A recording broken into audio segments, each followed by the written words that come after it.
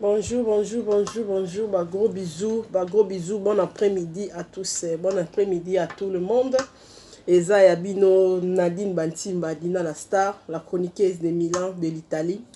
Vraiment, naza liboso na bino, vraiment, naza vraiment na tristesse makasi pour na likambo et salami jeudi dernier na Bobini. Vraiment, naza na passe na motema, komona bébé na biso Aaron, bébé à 19 mois. Mwana ya bandeko na biso ya bafricain na Bobini na bauti ko perdre mwana bango 19 mois oyo mbwa auti ko égorger oyo mbwa auti ko boma lokola nyama. Vraiment tozo compatir makasi na famille wana. Joël vraiment ba courage na mobali na moi couple là vraiment na pesi bango ba courage ya trop ba condoléances na famille na bango mobimba pa baza nzambe a consoler mitema na bango. Vraiment Dina la star ya animatrice ya émission Panza Poké na ye awa pona ko compatir na famille wana na ye awa vraiment pona ko pesa la famille na ba courage pe ko senga na nzambe a consoler mitema na bango a bander ba pota ba blessure intérieure oyo eza na kati ya mitema na bango. Vraiment ko bomba mwana libumiso ba mama to yebi pasa zemi ngao na mima zemi wane bandeliti na suka na zbora ka soyi na sanza kaka na yo ka malaise kaka ti mukolo mwana bimena libumu na ngande muko ba malaise silaki comme mazemi eza facilité. Comme mazemi eza facilité, comme mazemi eza facilité, kokumba zemi ti oboti mwana ya comme 19 mois donc Aaron, cela veut dire Aaron a yeba déjà ko benga maman, Aaron a yeba déjà ko benga papa et mwana ya boye akufika ka boye na miso maman na ye. J'imagine la scène un peu na otala na zana mwana nga na maboko, bieto uti pe park, bien peut-être que non ça ba course moto zonga, mbomoko a sotele mwana nga abandi ko dévorer nazo mona image wana nazo bate maman wana azandenge nini. Maman wana zandenge nini vraiment to sengi na ba famille bande ko so tour baza pembeni ya famille wana vraiment bo soutenir bango bo consoler bango makasi parce que eza facilité eza vraiment épreuve mo makasi et vraiment to yebite mbwa wana auta ki wapi maka mususu to mona ngo kaka vraiment na ndenge ya physique te to mona ngo pe na miso molimo parce que c'est pas normal mbwa abimi soki wapa uti ayaka ko sotele mwana wana. Vraiment biso africain te comment toza vraiment na makambo susu ya spirituel ba combattre biso na ba famille toza ato ya ba poto mais ya ba mutu moko aketa elo na motema mutu moko akangela okanda na motema mutu moko ya miso tindela ka elo rota silika ya ngoma ko profiter na makambo belé parce que mbwa ya na poto awa vraiment mbwa ke ne olia mutu ya ba kamoro rare mbwa dévorer mutu donc ba comme si mwana na lokola viande na miso molimo donc mwana wana zaki su mwana te mbwa wana mona ki peut-être lokola musunya kolia peut-être mukolo mbwa wana bimine ka victime bimine ka instrument mo ba utiliser mbwa na ye mais zaki déjà coup préparé na monde des ténèbres déjà ba baneko kana couple ndeko na biso wana baneko kana déjà Joël ba baneko kana déjà bango ba biki notre relaxa bango to sala bango boye et yango moni loko bongo yeko tragédie ndenge wana yeko sala na mwana na bango vraiment eza passe mingi ko perdre mwana ndenge wana peut-être ba médecin so ba bimaki ba ye papa maman mwana zo sotele na nzoto et subitement boye mwana na bango azali susu te vraiment eza sala passe mingi na lelaki je Dieu attend na yoka ki message attend na mona ki ba image wana leli na binzambe et tout le monde ba témoin ba zo témoigner ba bi même que non garçon mo lobi bisunga na kangi mbwa na porte mais azo lâcher kaka mwana te akangi kaka mwana munoko ata nzala ngo po mona ke no ya ki mbwa moko pena bakoba za yo télécommander musu abi na zwi ba mbeli nazo kotisa mbwa bazo kote mbeli atika te akima te mbwa akangi kaka mwana te abomie po mona ke no mbwa la ki ba mbwa ya normalité biso ba africain tena ba mbele ba mbwa la ba mbwa spirituel na molimo aza na ye mutu azana ye mutu pena donc abonga minde mbwa continue na kata mbwa wana ka ba utiliser mbwa wana po ba luka ba lelisa motema ba couple na biso bandeko na biso wana ba africain vraiment ça li passe mingi et ça li passe mingi yango ba mboko to ye ba poto photo sambela ka makasi photo priara mingi vraiment po to za ba bitumba na ndenge bele to ya pe musu to za na biso pe le loro malonga to bonga na biso te mais ba mutu musu atika na fu ya mona ka neti yo a bonga neti yo za soki ndenge nini peut-être asenga ki loro mo peut-être na moment zaki na moyen ko pesa yete akangeli oketo akangeli yo motema maniko nyonga et alobi na kolakisa ye vraiment eza passe eza mawa mingi vraiment eza mawa mingi pona biso ba africain et ba kana pesa mawa mingi même na mindele to yebi mais eza ba kamoro rare eza ba kamoko rare vraiment to compatir na famille ndeko na to 5 ans ndeko ba continuer ba ko ba mabondeli ba prière mingi nzambe vraiment a osunga bango opesa bango mwana mususu et vraiment sur les akili kamwe ça mingi maboka mutu nzambe justice ya nzambe et ça la masoki vraiment mutu wa mukilinde a profiter na likambo wana pona ko sala couple wana mabebo nzambe vraiment justice na et ça la et tu es sûr que le berceau du Cameroun la bamboa ndembo na za ya ndeko ya mutu imkona za africain ba africain bana mukoni kwa bamboa bana mukoni mama bamboa tutikila ba mindele tutikila ba mindele ba Cameroun la bamboa wana na poto na bandaka poto na ba poto bandaka pe malonga te mundela za kasombi villa na ye atongi pe na place ya mboa wa azova na ba condition pas bien totali ba image musu bamboa musu bazoki kangala bandaka musu vraiment da mawato ndeko africain na ba condition de vie même azana ngazo vivre na bana soki na kata ndako na mboa na kata ndako ba condition moko vraiment désagréable mais alors parvenir ko zo mboa aboko la mboa na ndako mais so mona na makokite pourquoi oboko la mboa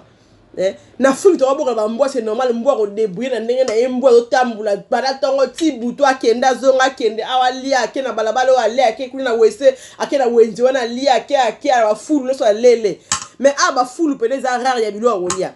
na ba balabala mbwa alia kapela fo mundela sala kapela bije mobimba pona mbwa mundele ma tia kapela mbongo na compte pona mbwa mundele mananga ba chana ya fin du mois so asali programme na ya bango eza autant ya mbwa pesa autant donc mundele vraiment dépense alors biso ba fika surtout là tout s'intégrer na makambo wana to na ba mindele ba bazara na ba mbwa tout s'intégrer to ba pe ko sa ba dépense ni ba mindele ba dépense pona ba mbwa wana mundele pela mbwa za lokola mutu po azana azoka ba vaccin contrôle tout ko lia na ye contrôler ba soin na ye mabiso sika ko lala mabiso tout et puis mundele atambula mingi so moni mingi bazaka na système ko chambwa protéine na munoko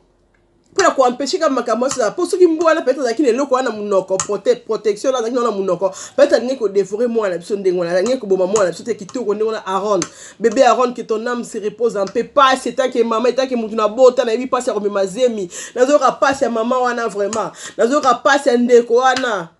nazoka passe baza ndenge nini vraiment nzamba sunga bango vraiment mwana yo moko boti omoni passe ozi mo espoir à vie mwana beli o fièvre te mwana à l'amour qui bien omeli ti boko tambola mwana yo zo mwana na sincère ni bazo bomelo mwana yo vraiment eza passe mingi vraiment fo mbwa wana la sika zakina nzala c'est que mukona ye akipara na ye bien d'accord africain awela kusombela mbata sombela dake ko lesa mbwa kitoko c'est que mbwa mbata ko na niveau kanda ya ndengona kanga album mwana c'est que pela nzala le reki makasi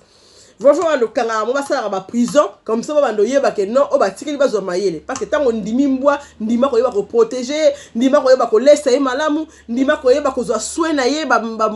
vaccin na ye ndima ko luka vétérinaire o bana ko kipe ye ndima ko zo ni surtout ne mundele asalaka na ba condition ya bien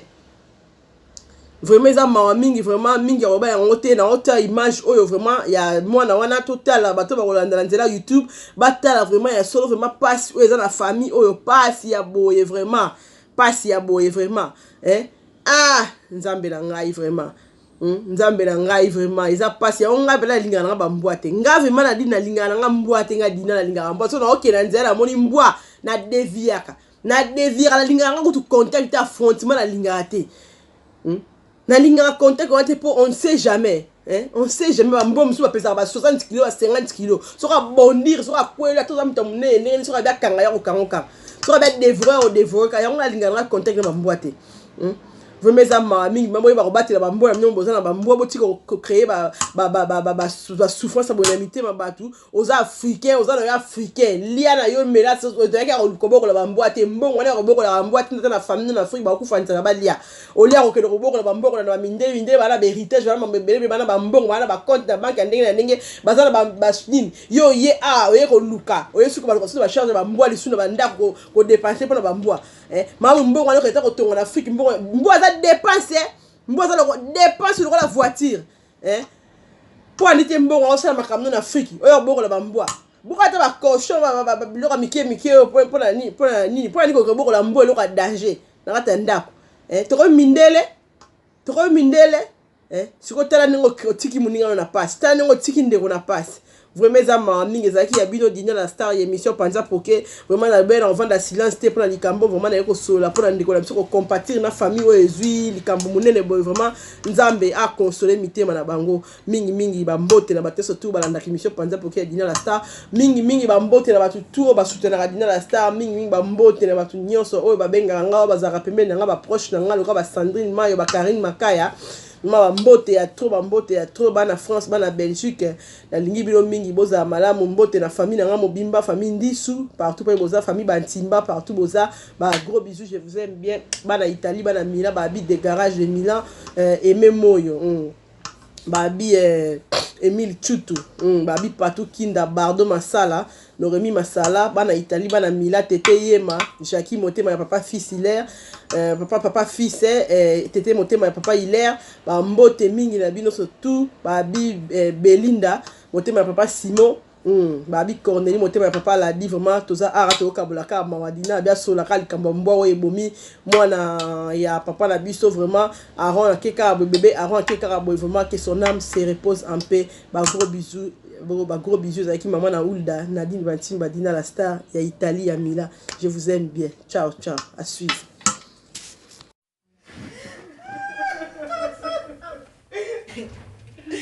Une veillée funèbre se tient jeudi dernier dans un appartement d'une cité de Bobigny, en banlieue parisienne.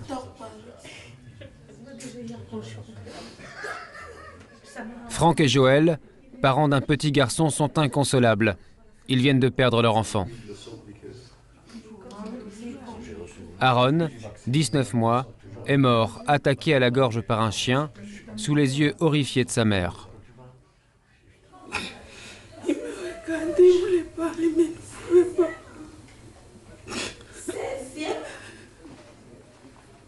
Aaron a été attaqué dans le hall de l'immeuble. Il était accompagné de sa mère et de sa tante qui n'ont rien pu faire contre l'animal. On faisait des courses et l'enfant était toujours comme d'habitude. Et on arrive devant l'ascenseur, on attend l'ascenseur et le chien qui surgit, qui se dirige d'abord vers la sortie et qui se retourne, qui vient attaquer l'enfant. Il tenait l'enfant là, ce pauvre il ne bougeait pas du tout. Sa maman criait, on criait en donnant des coups et des coups et des coups, rien à faire. Le chien ne lâchait pas. Et quand il a lâché Aaron, il regardait sa maman. Il y avait tellement de sang par terre. Il lève les yeux. Il regarde sa mère. Comme s'il voulait dire quelque chose. Sa maman qui lui dit « Reste avec moi. Reste avec moi, mon bébé. » Il regarde sa mère, il bouge que la main. On a la colère. Mal. Et on est impuissant en même temps. Parce que c'est plus dur pour la mère. Le drame s'est déroulé mardi dans cette cité HLM de Bobigny. En début d'après-midi, un plombier vient faire des travaux dans un appartement où se trouve un chien. Par mégarde, l'artisan le laisse s'échapper dans les couloirs. L'animal serait un croisé Rottweiler, comme celui-ci, un chien dit dangereux, selon la classification officielle. Le molosse va errer plusieurs heures dans les étages, effrayant ceux qui le croisent, comme ce voisin. Il commençait à aboyer sur moi, donc j'ai essayé de l'éloigner de moi et je lui ai mis un coup sur le museau parce qu'il commençait à attaquer aussi. Quelques heures plus tard, l'animal passe dans le hall de l'immeuble. Il est 19h55 et il y a là le petit Aaron qui attend l'ascenseur avec sa maman et sa tante. Plusieurs habitants du quartier vont être témoins du drame. T'imagines-toi la force, t'imagines le truc. Ouais, la puissance. Parmi eux, il y a ce jeune homme qui voit le molosse se lancer sur l'enfant. Le chien, au niveau d'où il l'a attrapé au niveau de là, il l'a secoué en l'air, il l'a secoué à gauche, à droite. Ce témoin donne 2 coups de pied au molosse. L'animal lâche l'enfant. Je suis rentré à l'intérieur, j'ai tiré la laisse, j'ai mis sa tête au niveau de là, comme ça, son corps là derrière. Là, toutes mes forces comme ça, en train de tenir le chien. Lui, moi je mettais des coups de pied. Mon pote, moi je tenais la porte. Moi je mettais des coups de pompe aussi au chien pendant que je tenais la porte. C'est-à-dire que je lui mettais des coups de pied. Et mon pote, coup de couteau. Voilà. Comme ça, coup de couteau, on s'est plus arrêté. Tout cela pendant plusieurs minutes. Mais il est trop tard. Aaron est mortellement touché à la gorge. Il va succomber à ses blessures durant la nuit. Le lendemain, sous les cris des habitants, la police interpelle le propriétaire du molosse. C'est un maître chien. Il est poursuivi pour homicide involontaire. On le soupçonne d'avoir maltraité son animal, ce qui aurait développé son agressivité.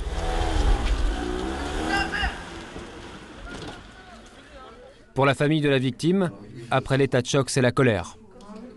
Combien de morts faut-il avoir pour que pénalement les maîtres chiens soient responsables? Ce n'est pas un jouet, un animal. On ne peut pas se permettre de s'offrir un chien comme un toutou, comme ça. Non. Il faut qu'il se rende compte qu'il a un truc dangereux entre les mains. C'est comme c'est une arme.